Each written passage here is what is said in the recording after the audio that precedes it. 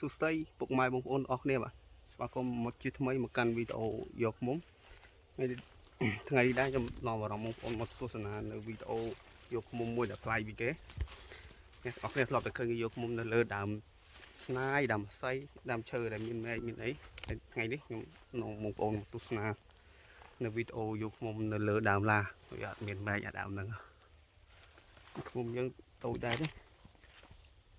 lơ đàm lá đó để mình lơ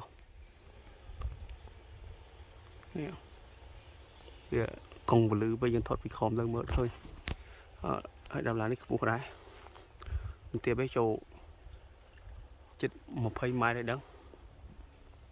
nó ngay phố trong tu sna video cam một phiệp nhầm vô tụng ngọc này con đi học qua đây dân thời gió miền để chia cái lính mình cúp nhầm phần cúp như thế rồi còn ai dọn cây đô mà mua bên đây để làm lá dân của bạn có hồi việc nhưng phần cúp tí việc bốc lưng từ lỗ chứ phải từ lỗ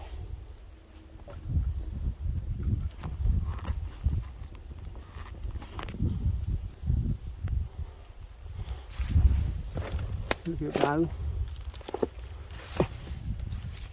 thì mồm dân được đầm đi ra cho làm đầm lần đấy mồm lần này mình làm đầm đi về như có mọi mồm đầm lần tới dân tôn ta đầm lần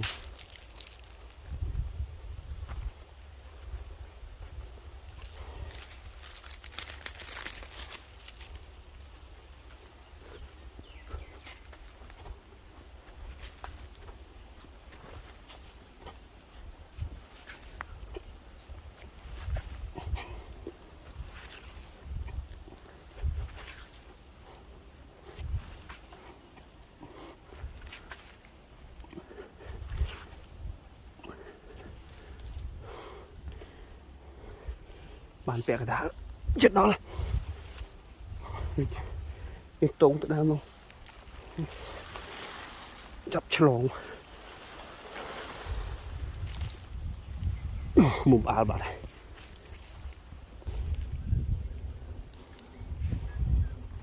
okay.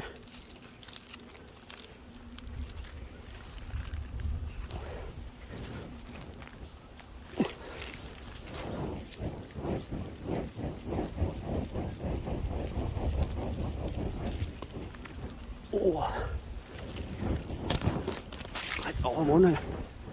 sổ bạn này.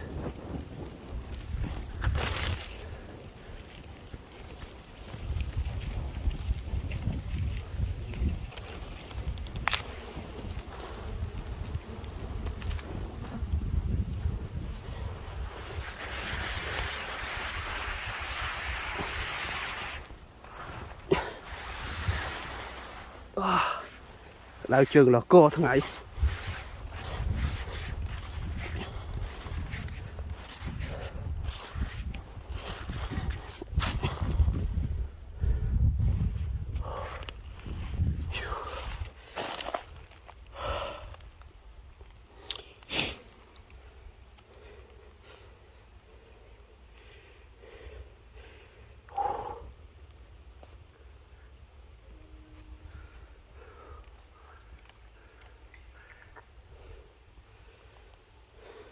là dân họ khơi mới đi đây này hiện tiếp ấy thôi không ơi thôi là thoát lớn ta lớn mới khơi một con vừa lư niềm của mình em ấy ta anh này chưa có bộ bạ tù nữa về nơi tiếp là đào mưa tao tích đó là anh ấy hiện thờ chẳng mình tị với tới ba tấc mình đặc riêng tôi tội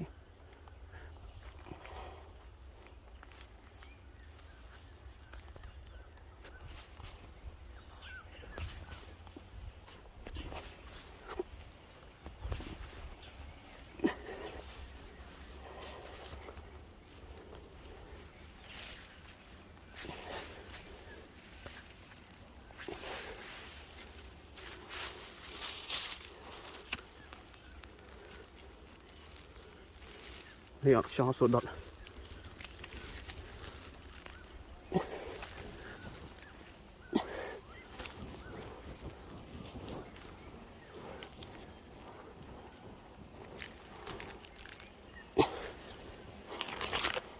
ui sạch lỗ tắc có lỗi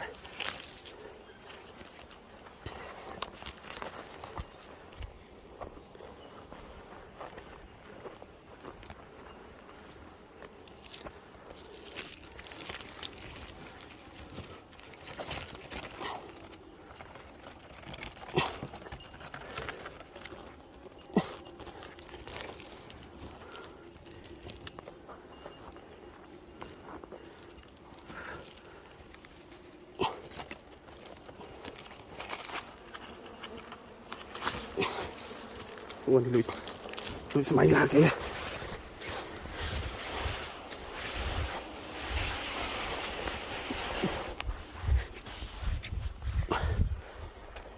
ui tắc thông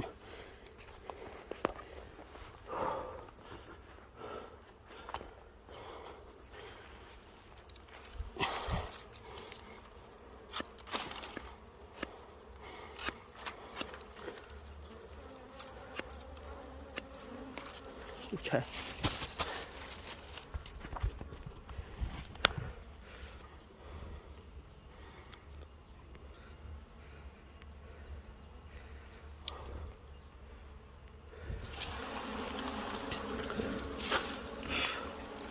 sạch đẹp bì